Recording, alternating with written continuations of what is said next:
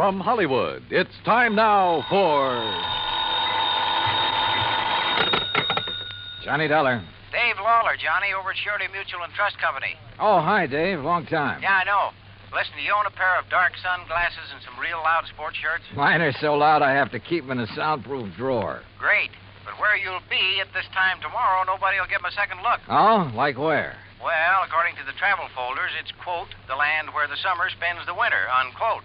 In other words... Palm Springs, California. Dave, you're on. Good. But don't forget, this can be pretty expensive for your company. Oh, more than you know, Johnny. $75,000 hard cash. Ah, oui. Unless you're able to prove the bracelet Dan Galloway gave to his child bride wasn't really stolen.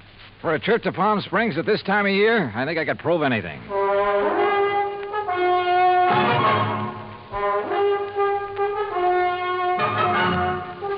Bob Bailey in the exciting adventures of the man with the action-packed expense account. America's fabulous freelance insurance investigator. Yours truly, Johnny Dollar.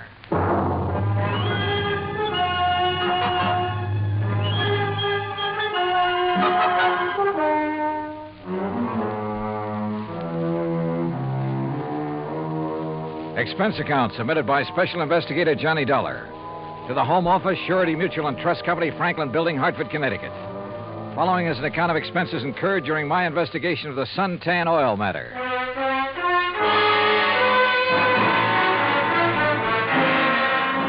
Expense account item 1, $197.40. Airline fare and incidentals, Hartford to Palm Springs, California.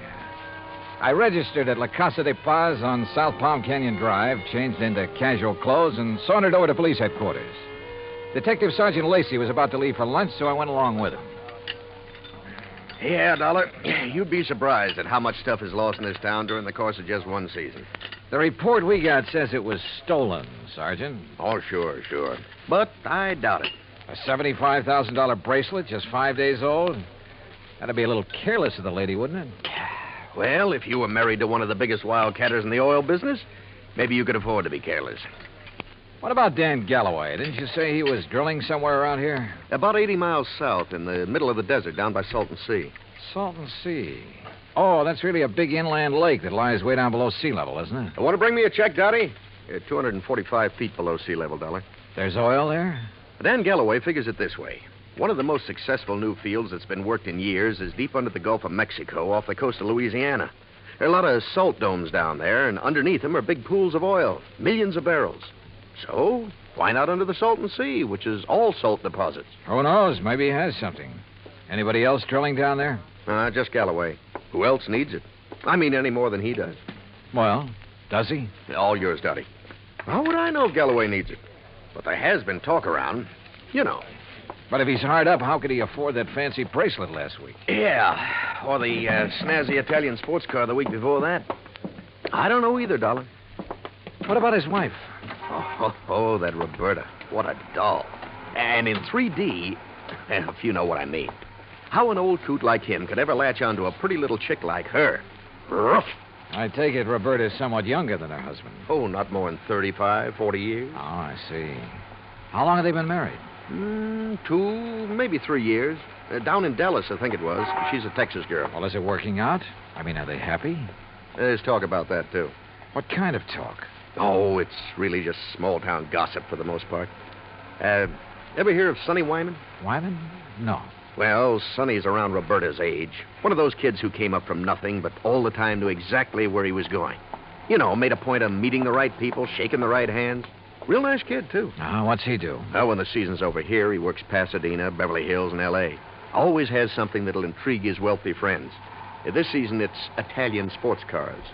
Cosmo Romas, I think they are. And he's the one who sold the Galloways theirs, huh? He sold Roberta hers. Any angle there in connection with the bracelet?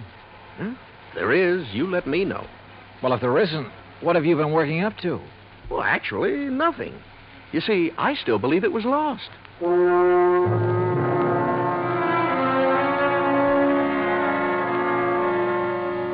Expense account item 2, $35 for rental of a drive-your-own car.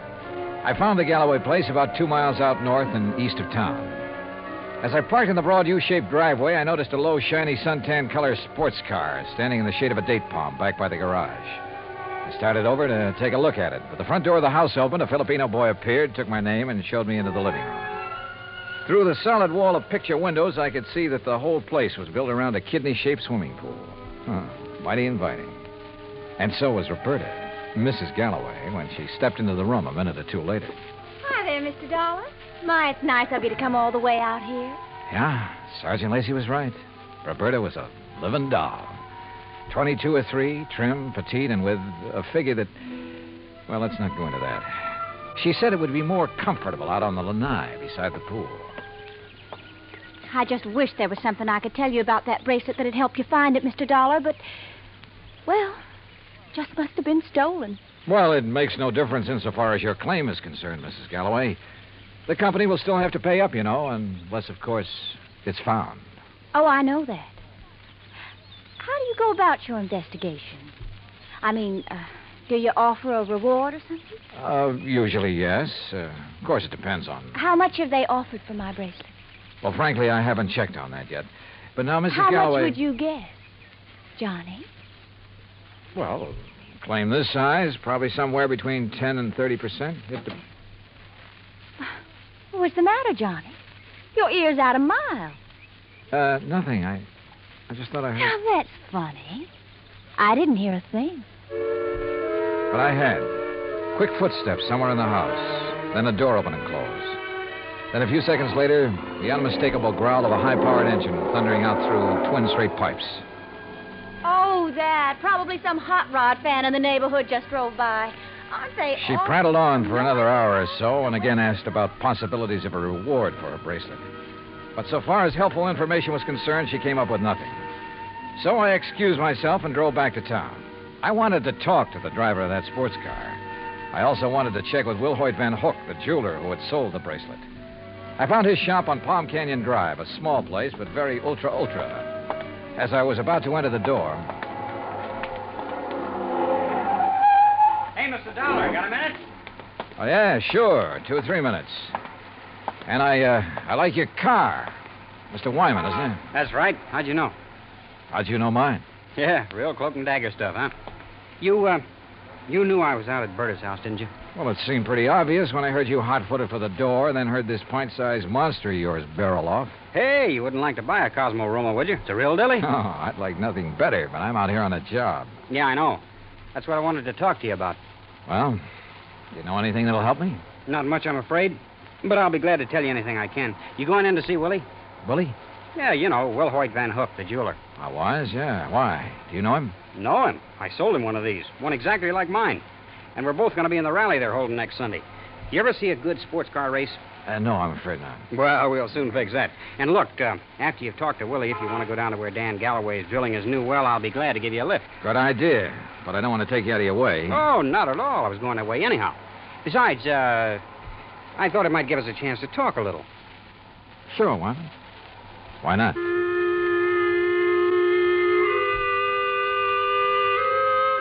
With a name like Wilhoit Van Hook, I expected... Well, I don't know what I expected. As it turned out, he was a smartly dressed chap of about 40, tall and slim, blonde hair and quick blue eyes, an alert mind. I told him why I was in Palm Springs, showed him my credentials, and he immediately offered full cooperation. Now, here we are, Mr. Dollar. Here's a copy of the appraisal. A duplicate of the statement I sent Dan Galloway. And here, yes, here's a sketch of the bracelet. Ah, very good. Diamonds here, emeralds, and the mounting is yellow gold. Hand-worked, all of it. Mm-hmm. One thing I can't help wondering about, Mr. Van Hook. Yes? Isn't a $75,000 bracelet a bit unusual for a shop in a resort town? As a matter of fact, it is. As you can see, I specialize in rare and exclusive sort of things. But very little over, say, $10,000 or $12,000. Then the Galloway bracelet was an exception. Yes. After Dan told me what he had in mind to give to his wife, I had some sent over from Pasadena and Los Angeles by wholesalers with whom I do business. You know, had them shipped down on consignment. He liked one, and that was that. I see. Mr. Dollar, I wouldn't want this to go any farther, of course. But after all, jewelers and insurance companies are... Well, our businesses are pretty well tied together, at least on occasion. Yes, unfortunately. But what are you getting at? I'll tell you. 2 days after the bracelet was delivered, one morning, just as I was opening up, Dan came in here. So?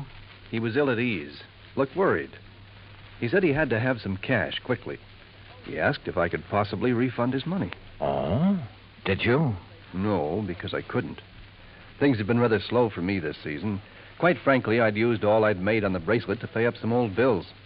I told him as much and that I was sorry, but I just couldn't help him. Did Galloway say why he had to have that much cash right away? Yes. Well? I don't know much about oil drilling, but as I understand it, his test well is down some 400 feet further than he'd planned on going.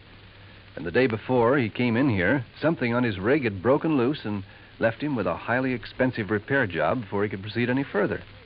Apparently, it was all very serious and very expensive. Strange, his wife didn't seem to be bothered. I just talked to her. Berta? Believe me, Mr. Dollar, she wouldn't be. In fact, I doubt if she even knows. Oh? Figure it out for yourself. A man of nearly 60 who has to give bracelets and fancy cars to his wife to keep up her interest.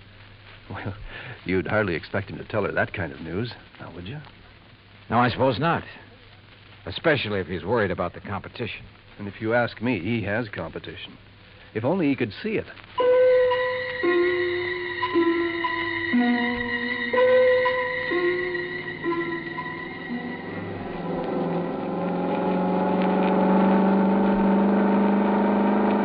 That suntan and chrome Cosmorama was all Sonny Wyman claimed it was. It purred like a kitten, performed beautifully. But I was more interested at the moment in what Sonny wanted to talk about. Johnny, I'm going to be perfectly blunt with you. I'll go along with that. Out at the house a while ago, I felt pretty foolish when you arrived, and Berta insisted I hide until she could get you out on the lanai. Did she have any particular reason? Well, you see, we know that... Well, there's some talk going around about Berta and me. Any truth in it, Sonny? A little, I guess. You saw her. Oh, yeah? I mean, there's nothing serious between us. It's just that, well, with Dan away so much of the time, we have fun together. Yeah, sure. Now, what about the bracelet? You mean who might have stolen it? That's the general idea. I don't know. I have no idea. That sound funny to you? Should it? Well, after all, Dan and Berta keeping their house open to everybody. People in to swim, play badminton, cocktails, barbecues. I guess half the population of Palm Springs has been there at one time or another. And even if it weren't an invited guest, why, it'd be simple for someone to just sneak in and walk off with it. Providing, of course, they knew where it was kept. Well, yeah, someone who was close enough to... Well, yeah, I heard Berta ask you about a reward for it. You think a big enough reward would turn it up? I would think so. I understand that stolen jewelry brings about 20 cents on the dollar. Sometimes it brings 20 cents. Sometimes 20 years. Well, yeah. Well, I just wondered. How's the car business doing, Sonny? Oh, great. It's really one of the reasons I'm driving out this way. Oh, a prospect? An oil-rich Indian or a well-to-do prairie dog? Hardly.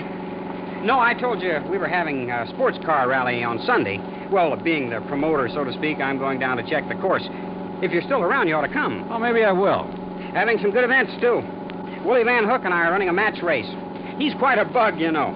And ever since I sold him the twin to this job, he's been working it over. Special carburetor, racing cams, everything. And no wonder I can't afford this kind of stuff. Oh, man. You'd be amazed at the amount of money that changes hands on wait a some of minute, these races. Sonny. Isn't that an oil rig over there? Yeah, Dan Galloway's. The rig itself's about 50 feet out in the lake. The shack or office or whatever you want to call it's over the other way. You see? About a quarter of a mile beyond those Joshua trees. I'll drive you over. He did. There was an old car parked near the shack, so we figured Dan Galloway must be inside. Sonny Wyman dropped me in front of it, then took off in a cloud of dust and exhaust gas. I picked my way between the cactus plants, opened the door without knocking, and barged right in. Mr. Oh, hello. No use asking. If Mr. Galloway is here, I can see he isn't. No, he isn't. Is it all right if I wait? I'm Johnny Dollar. I'm Mrs. Galloway, Mr. Dollar. Huh? Hell, that is, I'm the first Mrs. Galloway. The former. The one who scrimped and saved while Dan was booming around every oil field all over the country trying to make his score. I'm the forgotten Mrs. Galloway. Oh, well, I'm sorry. Are you expecting him back soon? Who knows? Been waiting here 3 hours. But I'll wait 3 days if I have to. Promises, that's all, promises. What do you mean, Mrs. Galloway? After working to help him the way I did for all those years, and then to be tossed over for somebody else who never did a lick of work in her life. Oh, sure. Give me anything I want if I let him free. So what do I got? Promises. Well, I'm sorry. But getting all upset is going to help. Well, wouldn't you be upset if you had more than $18,000 in back alimony coming to you? And with them living like royalty? Oh, I see. Well, he's not going to keep on getting away with it. That's why I'm here. Well, now that gun in your handbag isn't the answer, I'm afraid. How'd you know? I've seen that kind of bulge in a handbag before. You really have ideas about using it on him? Well? Well, I don't know. There are times when I feel as though killing would be too good for him. Then there are other times when... Oh, I don't know. Well, here, better let me have it. Leave me alone. Well, I'm not going to sit here and try to make sense with somebody as upset as you are who has a gun. Well, how would you feel? What would you do if you were me? How should I know? But killing him isn't the answer. Isn't it? Or sitting here shouting at me. Who are you anyway? What are you doing here? I came out here to see your husband, your ex-husband, on business. What kind of business? A friend drove me out here and figured Dan would drive me back. But since he isn't around, there's no point in my staying here. Or you either. Well, maybe you aren't You going have to a car, so you and I are driving back to Palm Springs. I'm not leaving here till I see Dan. Until I get some money from him. Or see him dead. Maybe he's at the well. All right. Maybe he is over there. Now, come on. Why I took this on, I didn't know. But I couldn't leave that slightly frantic woman sitting there, waiting, with murder in her heart. For all I knew, she'd murdered Dan already. Better inspect the gun later. The road down toward the oil rig was just a pair of ruts in the desert sand. Then, just as we cut in between some yucca plants and a wind-blown Joshua tree, I slammed on the brakes. There, in the middle of the trail, lay a man's body, crushed and twisted. Dan Galloway had been carefully, repeatedly, run over by a car.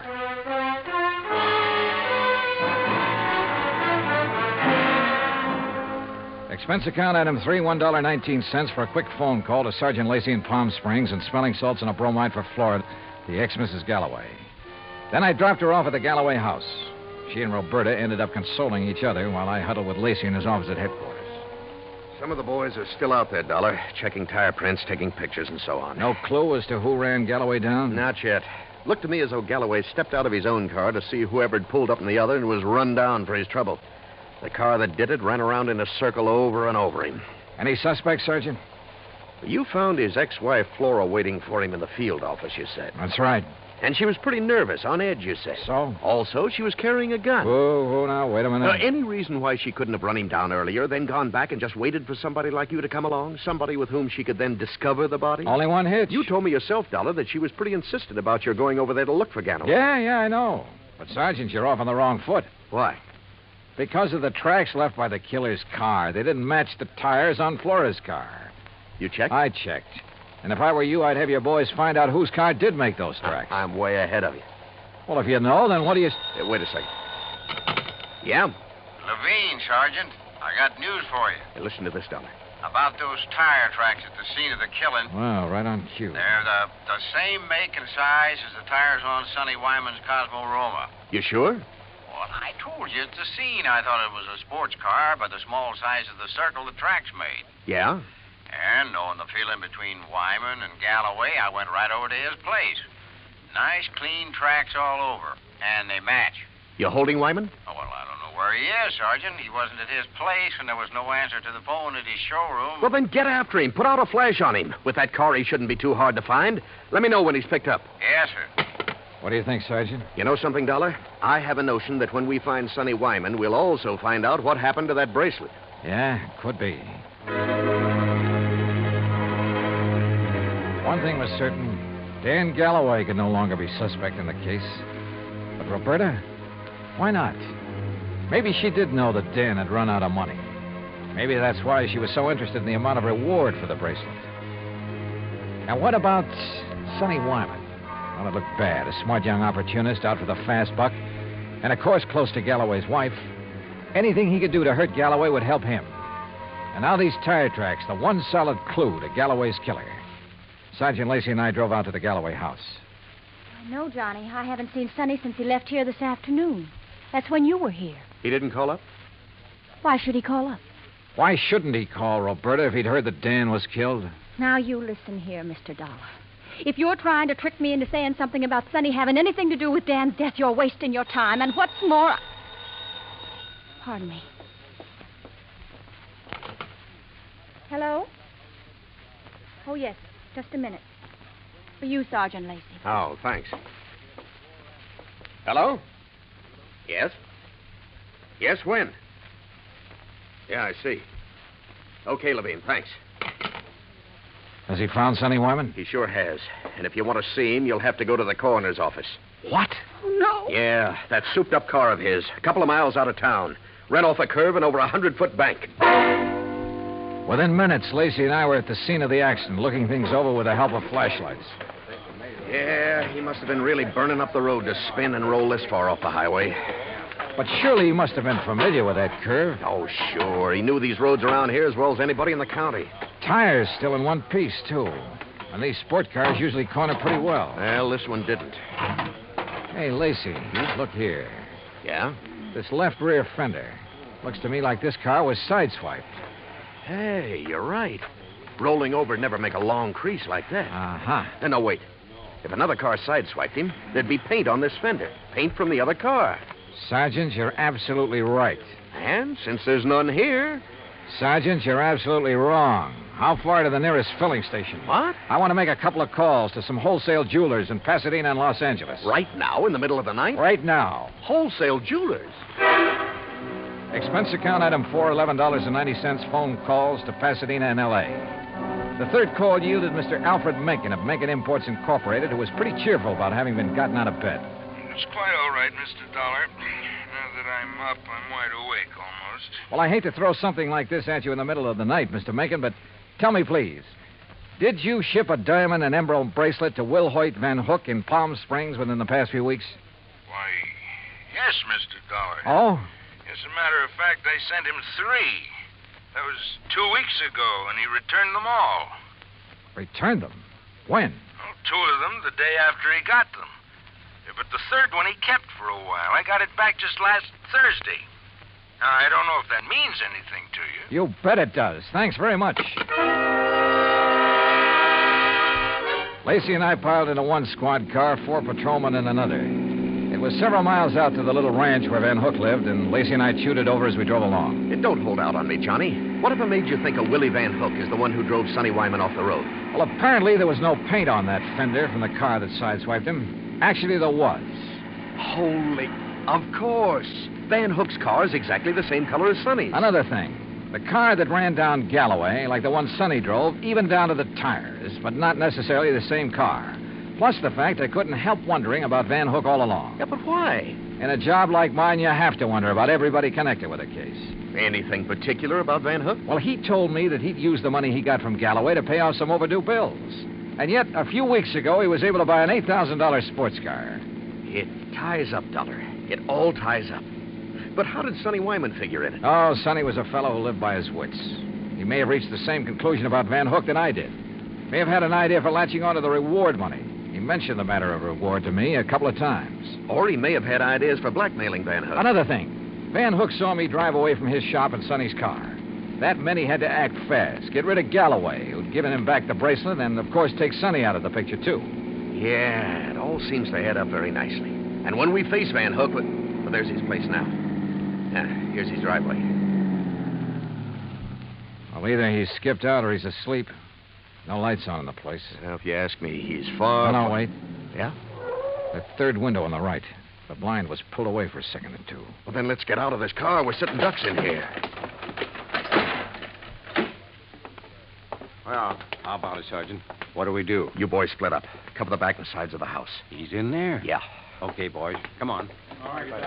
Johnny, maybe you better keep out of this. Are you kidding? Hey, listen. That car door, I'm sure of it. Yeah, I know. Holy... What's he up to? Gonna lock himself in and take the monoxide route? Come on. Are there back doors in that garage? Not that I know of. Here, wait a minute. Van Hook! This is the police. We've got men all around this place. Turn off that engine and come out of there with your hands over your head. Don't be a fool, Van Hook. You haven't got a chance. Come out of that garage.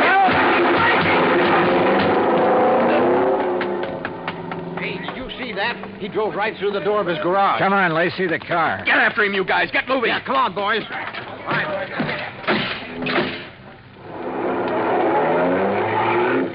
Crazy fool. He's getting into the side-swiping habit. See what he did to that other patrol car? Yeah, they're okay. They're off and tailing us. Come on, step on it, Lacey. This is one time we ought to have a Cosmo Roma. Well, maybe he can outrun us, but with 2 cars on his tail, he may get careless, take chances. If so, Yeah, hang on. Oh! Lacey, you could qualify for some of those road races yourself. That guy's out of his head. Main highway like this, full of trucks and trailers. Oh, don't worry about those guys. Those interstate truckers will give you a clear road after them. They're the best drivers in the country. Come on, hit your siren. You're right. Hey, you see, I told you those guys would give you the road. Holy... Look! The trailer in front of him. And the oncoming truck. Van Hook's trying to squeeze through. Pull up, or we'll...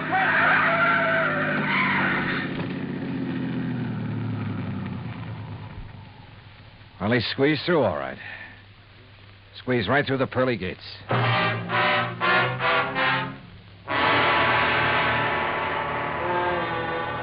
Expense account item 5, $38.75, room, 2 meals, and valet service at the Casa de Paz. Item 6, $191.60, airfare and incidentals, Palm Springs, California, back to Hartford. Expense account total, $474.84. Remarks? Well, justice is done in pretty strange ways sometimes. Kind of makes you think. Maybe it pays to tread the straight and narrow, doesn't it? Yours truly, Johnny Dollar.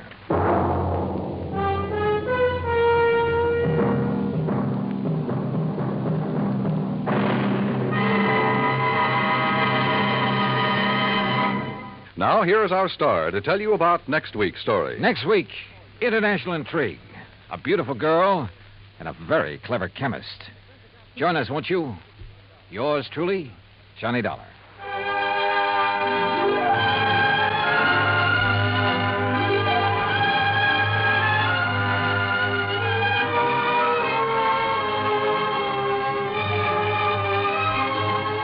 Yours truly, Johnny Dollar, starring Bob Bailey, originates in Hollywood. It is written by Paul Franklin and is produced and directed by Jack Johnstone. Heard in our cast were Barbara Eiler, Paula Winslow, Forrest Lewis, Frank Nelson, Sam Edwards, Austin Green, and Shep Menken. Musical supervision is by Amerigo Marino.